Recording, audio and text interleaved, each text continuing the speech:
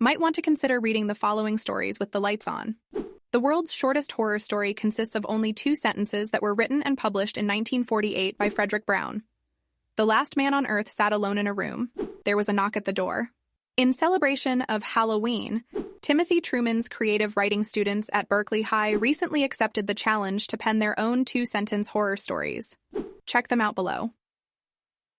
After a restful sleep, I woke to an uncomfortable bed. Are all graves this cold? Bahe, 11th grade. I told my brother I'll never forget the memories I had with him, and I told him, I love you. He said, I love you too, and I left the funeral. Boris, 10th grade. I was in a dark room with no windows, just pitch black, and I felt myself start to panic as I knew there was no way out. As I turned around, I felt something touch me that had red beaming eyes. Nautica Brown, 11th grade. A masked killer in the bushes lurking on Halloween night looking for teens. He caught one, and it only took 5 seconds for a new masked murderer. Chavis, 11th grade. There was a mother and daughter trick-or-treating, and everybody stopped and stared at them. They died last Halloween. Cromedy, 11th grade.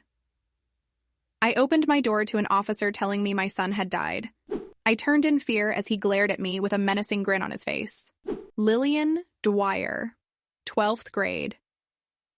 I looked outside and saw a man in the dead of night standing under the dim light.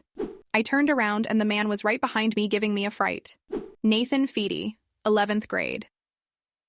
Every night at midnight, I'd hear a faint cry for help until one night I let my curiosity get the best of me and followed the voice. I ended up staring at a headstone with my name engraved on it.